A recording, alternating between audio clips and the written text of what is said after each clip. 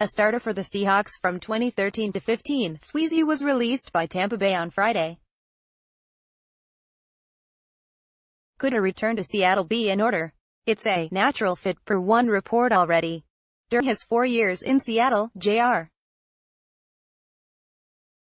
Sweezy was regarded as one of Tom Cable's biggest success stories, morphing from a college defensive lineman taken in the 7th round to a starter at right guard 1 year later during Seattle's Super Bowl winning season in 2013. That Cable is now gone, fired after the season and now with the Raiders, might have led to the thought that a reunion with Seattle might be unlikely for Sweezy, who was released on Friday by Tampa Bay. But according to Mike Garofalo of the NFL Network, who has tended to have some good insight into the Seahawks, a return to Seattle would make a lot of sense and would be a natural fit. "I'd think that's something the Seahawks would explore." Sweezy officially had his contract terminated on Friday in a cost-cutting move by the Bucs. He was owed $15.5 million over the next 3 seasons as part of a 5-year, $32.5 million deal he signed in 2016 after he became an unrestricted free agent following 4 seasons in Seattle. He also was recovering from a leg injury and it was unclear if he would win a starting job this year with Tampa Bay. Sweezy, 29, missed all of his first season with the Bucs in 2016 due to a back injury, then started the first 14 games of 2017 at right guard before breaking his fibula. The Seahawks have had zero hesitation to bring back former players, so the thought they'd at least look at Sweezy again now that he is available makes sense in that regard. That Cable is now gone, though, and replaced by Mike Solari might conversely lead to the idea that Seattle wouldn't want to dip back into players from Cable's tenure, in part because Solari plans to add some more varied schemes to what was predominantly a zone blocking attack under Cable, mixing in more man and straight-ahead blocking. Seattle has also been emphasizing size in its offensive linemen in the offseason, having signed 6'5", 342-pound DJ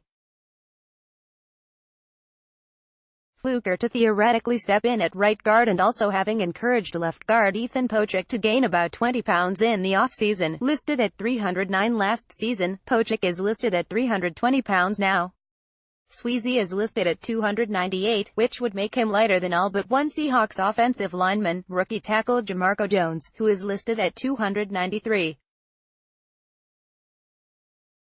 But one caveat is that the 298 listing for Sweezy is the same one he has had since his rookie year with Seattle in 2012, and actually is what he weighed in it during the Combine in 2012, with Tampa Bay apparently just picking up the same listing for Sweezy once he signed there, meaning it's possible he weighs more than that now, and that weight wouldn't be an issue for the Seahawks.